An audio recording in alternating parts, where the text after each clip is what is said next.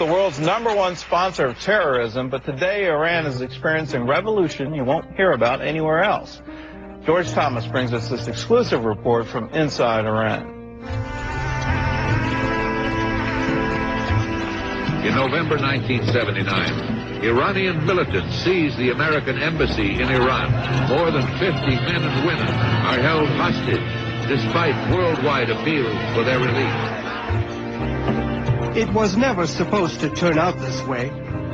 We had this idealistic dream that Islam would solve all our problems. So much was promised, so little was delivered.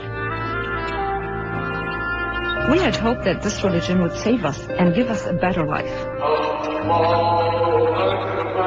The goal was to raise a generation to carry the banner of Islam to the ends of the earth. People loved Islam so much that they were willing to die for it. Nobody could have damaged Islam as much as the men who once ruled our nation and those in charge today. Leaving a nation struggling to find its soul. We are still asking our parents why they stood for such a revolution, for such a religion. With too few answers, many Iranians are now seeking alternatives to Islam. They're looking everywhere because there is a vacuum, a spiritual vacuum in Iran. Most of the young people, they're looking for something. In their mind, most of them, they're done with Islam. Today, inside one of the world's most repressive societies, a growing number are turning to the man from Galilee. I cannot explain it. This peace I feel in my heart about Jesus. I can't put it into words. This is their story of faith and courage under fire. It's Tuesday evening, sometime after 7 p.m. And as usual, the streets are clogged with Iranians heading home for the night. Few cities can compete with the crazy traffic of Tehran.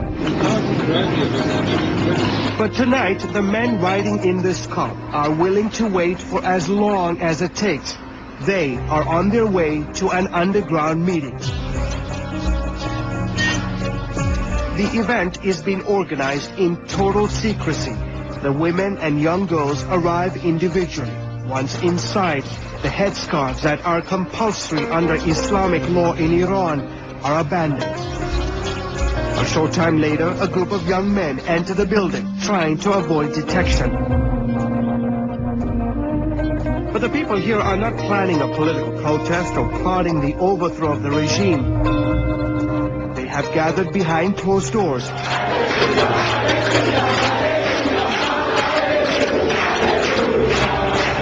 to worship Jesus Christ.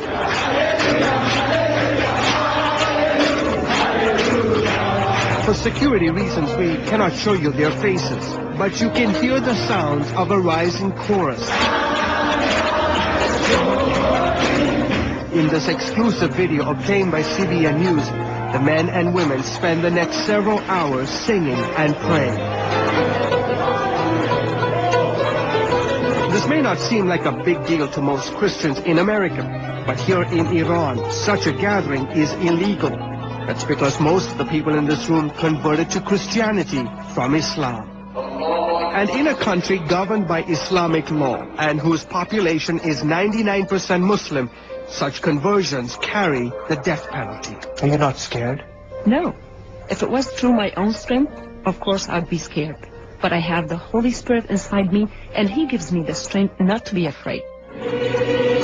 Among those in the crowd is 23-year-old Layla. That's not her real name. We've covered her face and used a different voice to protect her identity. Layla was once a devout Muslim who converted 5 years ago. Today she's quietly sharing the gospel on the campuses of Tehran's elite universities. How easy is it to share the gospel? It's not easy. We have to be very careful. But I meet so many students who are hungry to believe in something.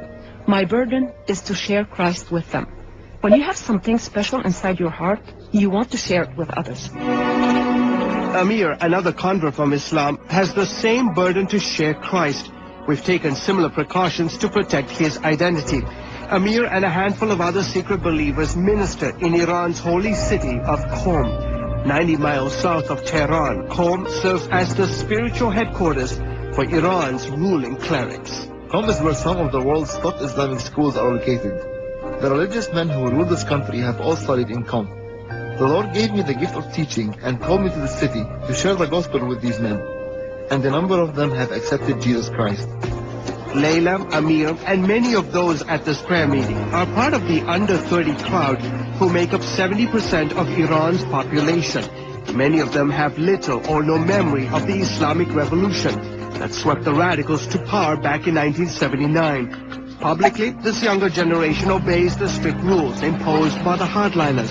Privately, they live as they want. More than 80% of them are depressed. They are disappointed. They feel like they have no future. They are so angry that no good thing has come from the Islamic Revolution. Are they rebelling against Islam? Yes, they feel like this religion wants to always condemn them. There's so much restrictions put on them. They are constantly told what to do and what not to do. So many of them are tired of hearing this and are getting bored with Islam. Mosques that were often filled before the revolution are often empty today. The young people say that they don't have any religion. They don't have any belief. Some of them even say they are not Muslim. Christians make up less than 1% of Iran's 70 million people. The majority of these Christians are from the Armenian, Assyrian, or Chaldean churches. And because these churches do not actively seek out new believers, the government tolerates them. One notable exception is evangelical Christians, whose numbers are said to be growing. Many are Muslim-born Iranians who converted to Christianity as a result of dreams and visions. And for these people, life is often more challenging. The price for converting can be everything. But as Christ said, if you want to be his follower, you have to forsake all, including your life. In the last decade, several Iranian believers have paid the ultimate price. The majority of those killed were former Muslims. Several remain behind bars for hiding their conversions to Christianity. Despite the challenges, Iranians are more open to the gospel than ever before. The internet and satellite television is giving people greater access to the message of Christ. On a recent Tuesday afternoon, CBN News met a group of young Muslim girls who talked about their encounters with Jesus. For security reasons, we've covered their faces. I feel relaxed and secure when I read about Jesus. I ask him to help me when I have problems. I know a lot of Muslims who go to church. I go there to find peace. I can't explain this peace to you. We have so much respect for Jesus. So many of my friends feel this way too. Today, a network of these secret underground churches operates throughout the country, giving Iranian believers a place to fellowship. Risking the wrath of the Islamic authorities, these young men and women are on this night praying for more boldness to share their faith in a hostile culture filled with many open hearts. I'm George Thomas reporting from